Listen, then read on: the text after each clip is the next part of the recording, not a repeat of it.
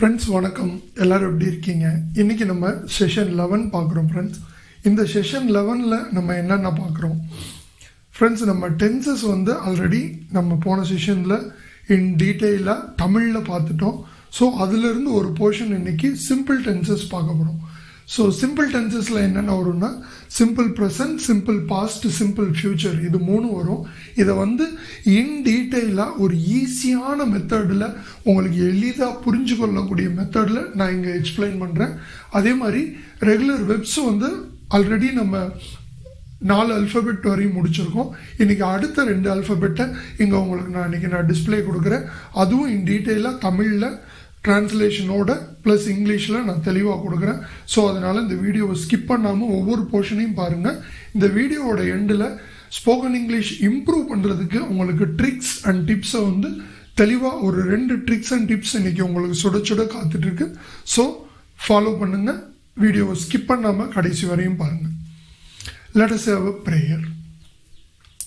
Dear God, thank you for blessing us with another session. We forgot that even another breath is a blessing. Forgive for the things we take for granted. We may always be reminded to count our blessings and to know that every day is not promise. It's a gift. We shall be thankful to you. Amen.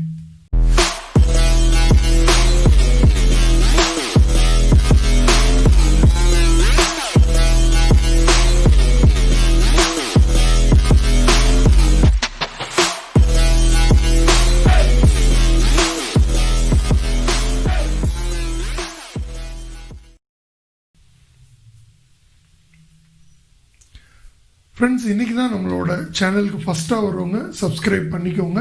Already நம்ம சேனல்லேருந்து subscribe பண்ணாதவங்க subscribe பண்ணிக்கோங்க. கூடவே bell ஐக்கானை click பண்ணி அதில் ஆளுங்கிற notification சிம்பிளை select பண்ணிக்கோங்க. இந்த வீடியோ உங்களுக்கு பிடிச்சிருந்ததுன்னா லைக் கொடுங்க, எல்லாருக்கும் ஷேர் பண்ணுங்கள். வாங்க இன்றைக்கி நம்ம செஷனுக்குள்ளே போயிடலாம். ஃப்ரெண்ட்ஸ், டென்சஸ் பார்த்துட்ருக்கோம். இந்த டேபிளர் காலம் ஆல்ரெடி உங்களுக்கு நான் தெளிவாக 1 by 1 என்னோடய ப்ரீவியஸ் செஷனில் இதை நான் எக்ஸ்பிளைன் பண்ணியிருக்கேன். ஸோ இன்றைக்கி இதிலிருந்து நம்ம சிம்பிள் டென்சஸ் மட்டும் நம்ம இன்றைக்கி பார்க்க போகிறோம் ஃப்ரெண்ட்ஸ். இப்போ சிம்பிள் டென்சஸில் தமிழில் மட்டும் உங்களுக்கு எக்ஸ்பிளைன் பண்ணியிருந்தேன். ஸோ இங்கே நம்ம அது இங்கிலீஷில் எப்படி வருது அப்படின்னு பார்த்துட போகிறோம். இப்போ சிம்பிள் ப்ரெசன்ட் பார்த்தீங்கன்னா, நான் சினிமாவுக்கு செல்கிறேன் அப்படின்றது ஐ கோ டு சினிமா அப்படின்னு வருது.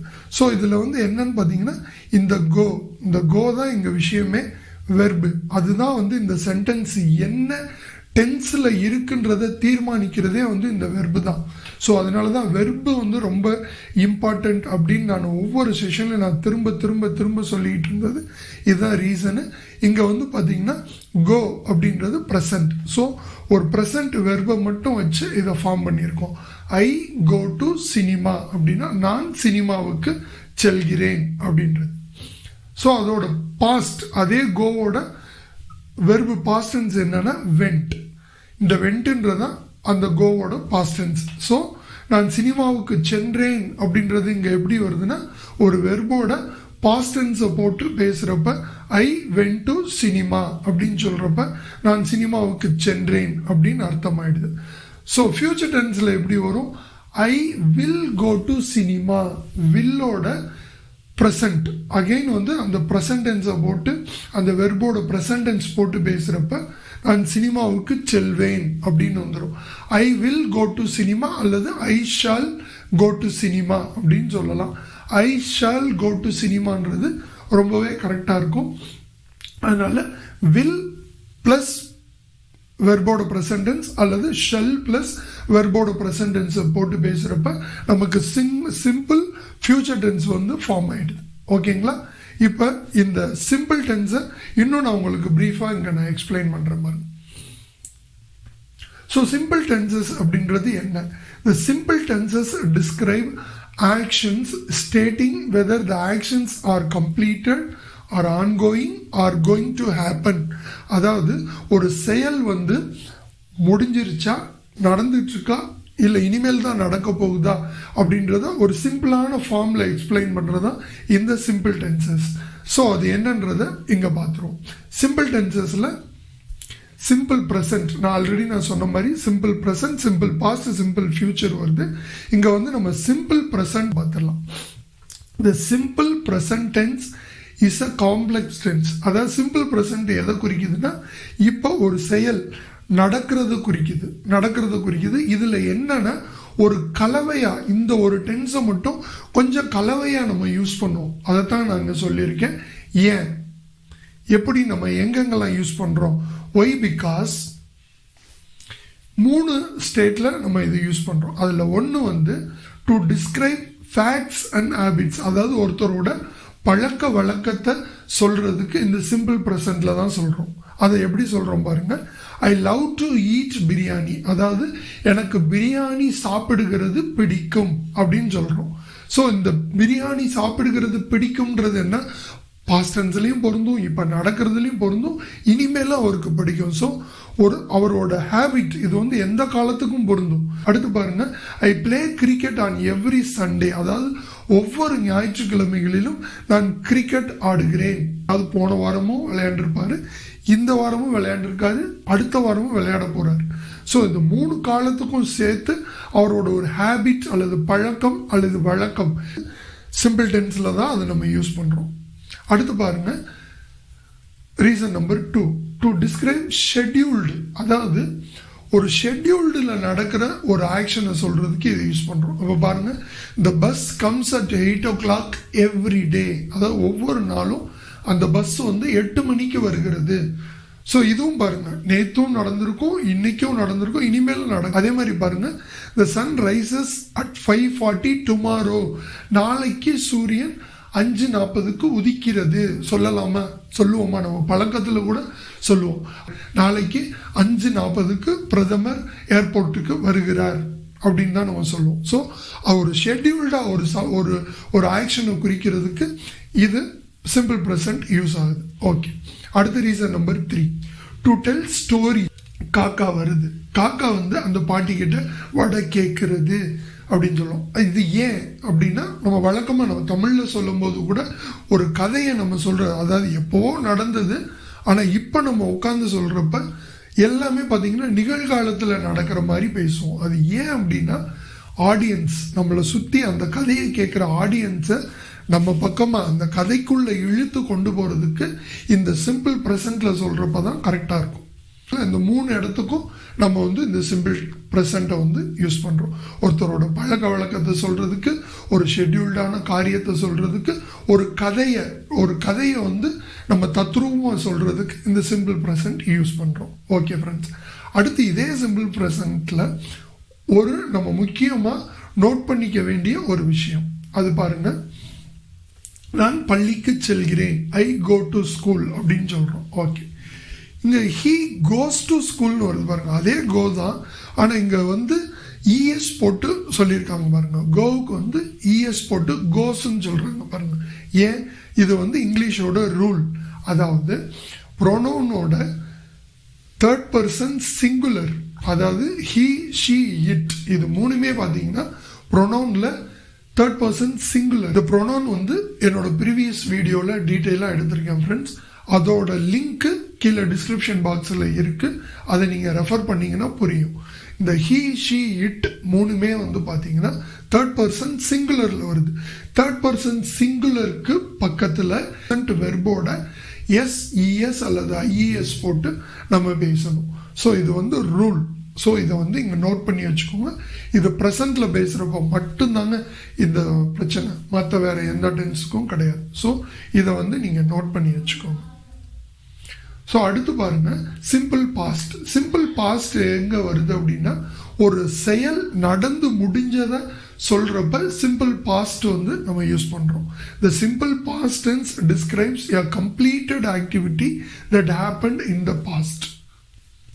அதுக்கு எக்ஸாம்பிள் பார்த்தீங்கன்னா, ஹி வென்ட் டு மார்க்கெட், அவர் மார்க்கெட்டுக்கு சென்றார். ஓகேங்களா. ஷீ கிளீன் த டேபிள், அவள் டேபிளை துடைத்தாள்.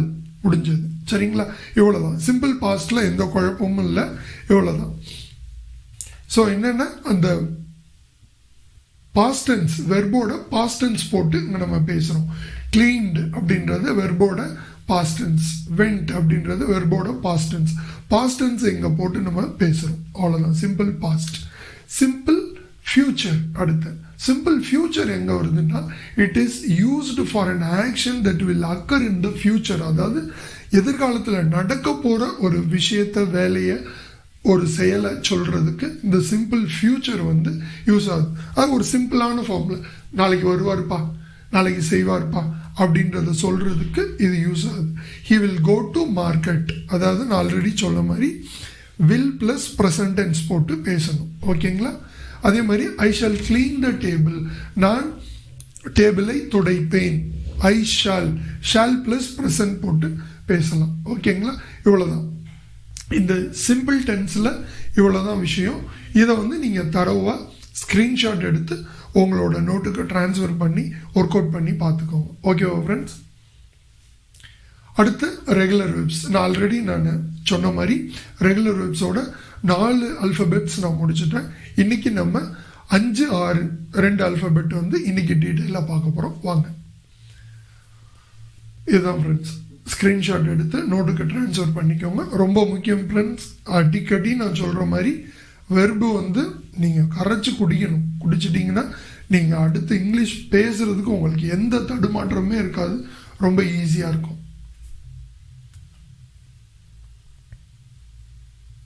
நோட்டுக்கு ட்ரான்ஸ்ஃபர் பண்ணிக்கோங்க.